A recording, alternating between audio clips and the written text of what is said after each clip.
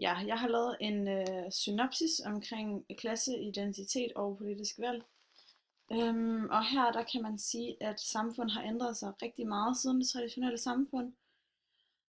I dag i det senmoderne samfund, der er individet meget individualiseret og er i stand til at ligesom tage sin egne valg, også selvom at det ligger uden for familiens ønsker, som ikke rigtig var muligt i det traditionelle samfund.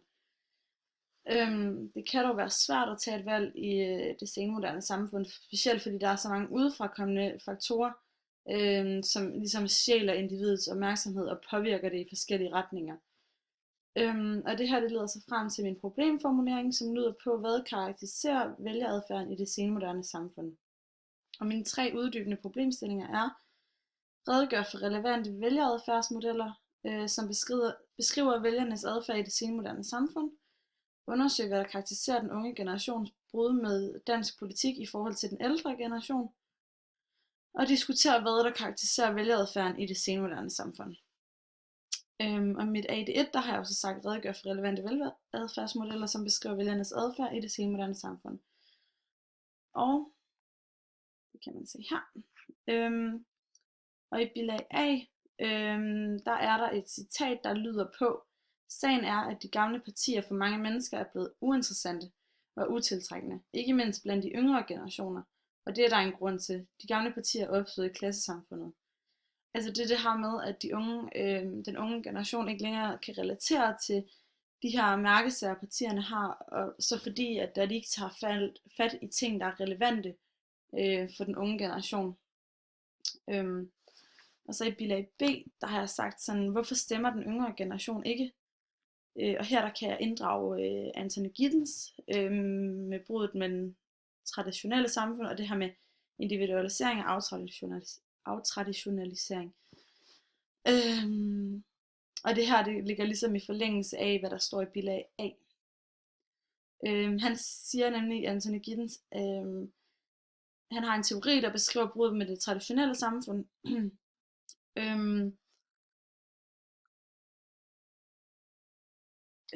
Som også bliver beskrevet som aftraditionalisering. Det betyder, at man bryder med det traditionelle mønster, individet har haft igennem dets opvækst. Overordnet så behøver man ikke længere at følge sin forældres fodspor, men man kan frit vælge, hvilken vej man vil gå i livet. Hvilket også betyder, at man nu kan stemme på baggrund af sine egne holdninger, og ikke på baggrund af familiens holdninger. Og i bilag G, der har jeg brugt Minerva-modellen, som ligesom kan bruges til at kategorisere vælgerne og deres vælgeradfærd ud fra deres livsstil. Og her er der ligesom 4 segmenter, som jeg lige vil komme ind på lidt senere, fordi jeg vil sætte det i perspektiv til nogen, som kommer med udtalelser om, hvorfor de ikke stemmer. Og her er der altså de her 4 segmenter, som er blå, grøn, rosa og violet, og så er der den grå her, hvor det er personer, der ikke har besluttet sig for, hvor i samfundet de ønsker at befinde sig. Og det er ligesom de her typisk unge mennesker, som også ses i AD2. Og så har jeg brugt issue voting i bilag H. Og det handler altså om vælgeradfærd, og den forsøger ligesom at forklare, hvorfor folk stemmer, som de gør. Og teorien den går ud på, at vælgerne stemmer efter et bestemt politisk standpunkt. Her kan man for eksempel tage flygtningekrisen, hvor DF trak rigtig mange af stemmerne, hvor man altså stemmer på baggrund af altså på et parti eller en kandidat, hvor man er enig i bestemte personlige holdninger og værdier, men uden at man selv nødvendigvis er enig i resten af politikken. Så det kan godt være, at man altså synes, at det er relevant i forhold til flygtningepolitik, men ikke i forhold til alt det andet politik, de ligesom laver. Men fordi at det er flygtningepolitikken, der er relevant, så er det det, man stemmer ud fra. Og det er så her der kan man så inddele den i nærhedsmodellen, hvor man stemmer på den kandidat, som har holdninger og værdier, der ligger tættest på ens egne holdninger, eller man kan stemme efter retningsmodellen, hvor man stemmer på den kandidat, som kan trække politikken i retning af den politik, man selv ønsker at føre, også selvom at man ikke er enig i resten af deres politik.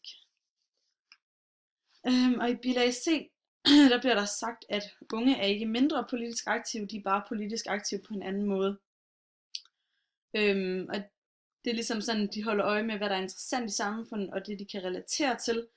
Og det er også i forhold til bilag A, hvor der nogenlunde står det samme. Så det er altså ikke fordi den unge generation ikke går op i politik, men det er fordi de ikke længere finder det relevant, og fordi der er nogle andre faktorer, der begynder at spille ind, når det handler om unge og deres interesser. Og det vil jeg så komme mere ind på i AD2. Og i AD2, det lyder på undersøge, hvad der karakteriserer den unge generations brud med dansk politik i forhold til den ældre generation. Og i bilag C, der bliver der sagt, at engang strømmede den unge generation til ungdomspartierne, men der er en del lavere medlemstal i dag. Og det kan ligesom også have noget at gøre med det her med, at folk ikke længere finder det interessant, fordi at det ikke er relevant for dem mere. Og i bilag B, der kan man så se, at unge kvinder stemmer en del mere end mænd i samme aldersklasse, og her der vil jeg så komme lidt ind på, hvad der kan være konsekvenser for det. Og det kan generelt få stor betydning for demokratiet, hvis flere og flere bliver hjemme på valgaften. Det er jo ligesom sådan, at så er alle ikke med til at vælge, hvad der egentlig sker i samfundet, og det kan jo egentlig være rimelig vigtigt. Her der bliver der også sagt, at kvinderne kommer hurtigere i gang med det hele, altså uddannelse, arbejde og familie, og ligesom også med deres demokratiske bevidsthed. Og det er sådan, at de unge mænd, de skal til at tage et ansvar og sætte sig ind i politik, fordi unge mænd tror på, at de sådan ligesom er udødelige og selv kan forme fremtiden, men sådan fungerer det desværre ikke. Og i bilag D, eller B hedder det, der har jeg sagt noget om påvirkning fra hjemmet.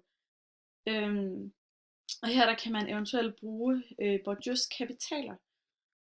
Og det kommer der også, det kan man også se i bilag D, men altså et individs opvækst handler om hvilken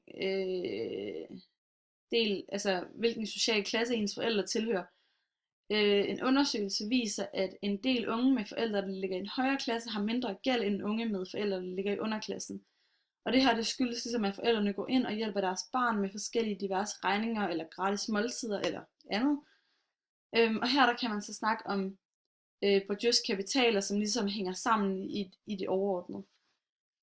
Fordi hvis et individ har en høj økonomisk kapital, så vil de automatisk også få en mere kulturel kapital, altså dannelse. Og når man har dannelse, så ved man altså også noget om samfundet, hvilket betyder, at folk med høj indkomst også stemmer hyppigere. Og det kan man altså også se i tabel 2.4 i bilag E, hvor dem, der tjener over 300.000 om året, det er ligesom at dem, der stemmer hyppigt, så det er dem, der ligger op, altså højere op i den sociale, altså i det sociale hierarki. Og bilag E, den kommer jeg lidt ind på igennem hele min synopsis. Så kan man se i bilag F, de unges egne kommentarer på, hvorfor de stemmer, som de gør. Og her der kan jeg ligesom sætte dem i perspektiv til vælgeradfærdsmodellerne. Men den viser altså kun 5 personer fra den yngre generation, og derfor der er den altså ikke repræsentativ. Fordi at de kan ikke snakke for alle fra den unge generation. Men altså, man kan så se i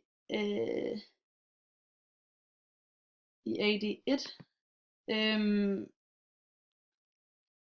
altså i Minerva-modellen, der kan man også se, at de unge, hvis man sådan sætter dem i det grå segment, at det ligesom er fordi, at de ikke rigtig har fundet deres plads i samfundet endnu. De beskriver også, hvordan at der er alle mulige faktorer, der sådan spiller ind, at de bliver trukket i forskellige retninger fra medierne eller forældrene, som alle har forskellige meninger og holdninger omkring politik, og derfor der gør det svært for dem at vælge. I bilag J, der ser man, at den ældre generation får mere magt i dansk politik, og her der er et citat.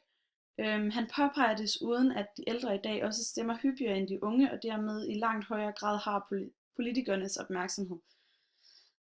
Og det kan man sætte i forhold til bilag F, at den ældre generation altså får mere magt i dansk politik, hvilket også afspejler sig i, at det er deres aldersgruppe, der stemmer mest. Og det kan man se i tabel 2.1 i bilag E, hvor dem, der er mellem 30 og 79 år, det er dem, der stemmer hyppigere.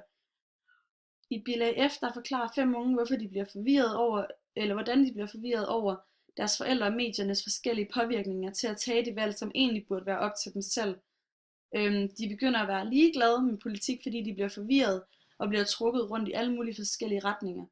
Men også fordi, at det ikke, altså, dansk politik ikke altid er relevant for den yngre generation, men mere henvender sig til den ældre del af befolkningen. Også fordi det er dem, der stemmer mest, så er det ligesom oplagt, at det er dem, at partierne de går efter at ramme.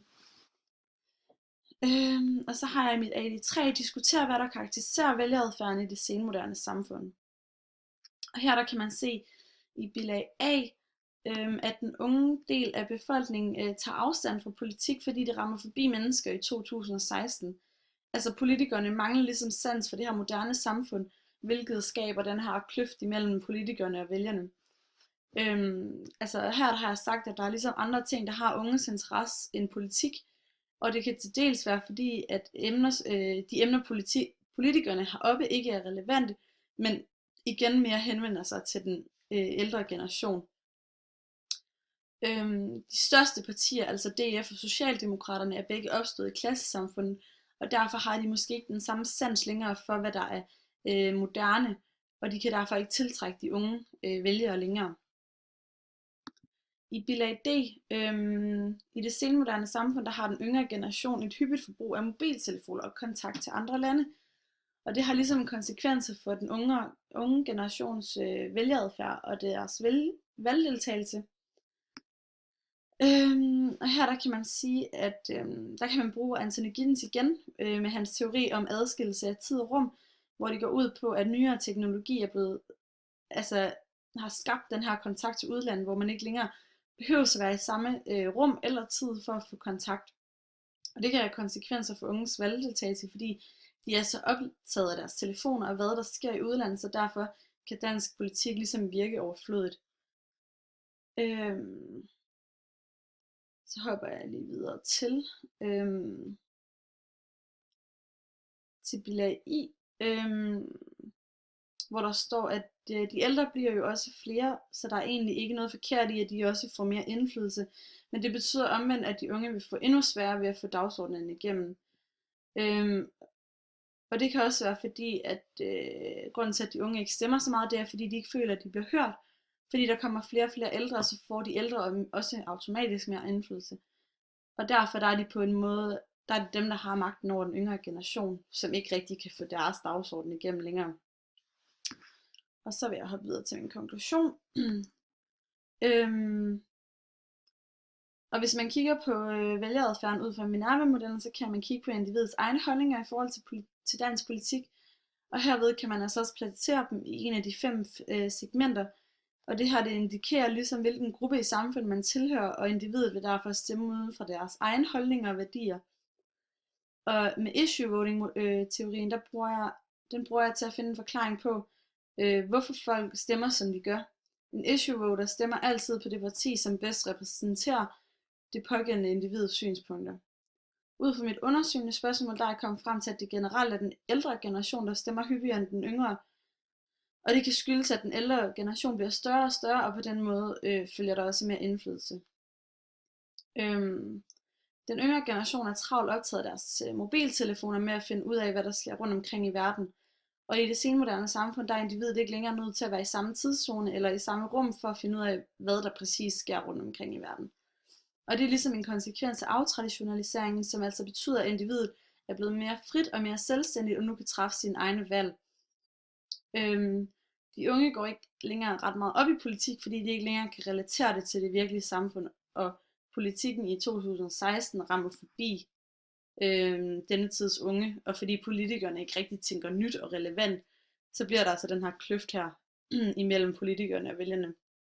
Og når et individ de fylder 18 år, så får de stemmeret, og her der kan individet ligesom godt føle en form for ansvar over for samfundet, hvilket man også kan se i en af tabellerne, hvor det er, at det er mange de unge, der lige er fyldt 18, stemmer ret meget. Og det kan ligesom være, fordi man føler det her ansvar her. Og mennesker, der har en høj økonomisk kapital, er mere tilbøjelige til at stemme til valg, fordi med høj økonomisk kapital, så kommer der også høj kulturel kapital, hvilket betyder, at disse individer har mere forståelse for politik, end for eksempel folk med lav økonomisk kapital. Ja.